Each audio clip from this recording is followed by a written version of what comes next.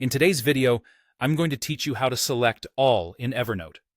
If you're an Evernote user, you might find yourself needing to select all your notes at once, perhaps for organizing purposes or to perform a bulk action. Well, today, I'll guide you through this simple process step by step. First, let's start by accessing all your notes in Evernote. It's essential to begin by navigating to the All Notes view. This is where Evernote displays every note you've created, giving you a complete overview of everything you have saved in your account. You might be using this feature to manage your notes, to reorganize them into notebooks, or to apply tags. Whatever your needs might be, getting to the All Notes view is the foundation of selecting all your notes. Once you're in the All Notes view, the next step is to select all your notes simultaneously. Let's break it down based on the operating system you are using, because depending on whether you're on a Windows PC or a Mac, the keystrokes will differ slightly. If you're on a Windows system, it's straightforward. You simply need to press Ctrl and A together.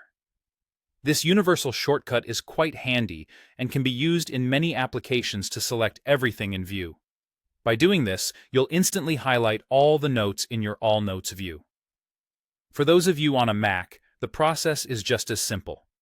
Instead of the Ctrl key, you'll be using the Command key. Just press the Command key along with the A key, and voila! All your notes within the All Notes view will be selected. This Command key combo is similarly effective across different Apple applications, and makes the process of selecting multiple items very intuitive and easy. By following these steps according to your respective system, you'll be able to perform actions on all selected notes, such as moving them to a different notebook, tagging them for better categorization, or sharing them if needed. The ability to select all your notes can significantly enhance your productivity and streamline your workflow when dealing with numerous notes. Remember, this method is a great time saver and can be used regularly if you frequently manage your notes in bulk.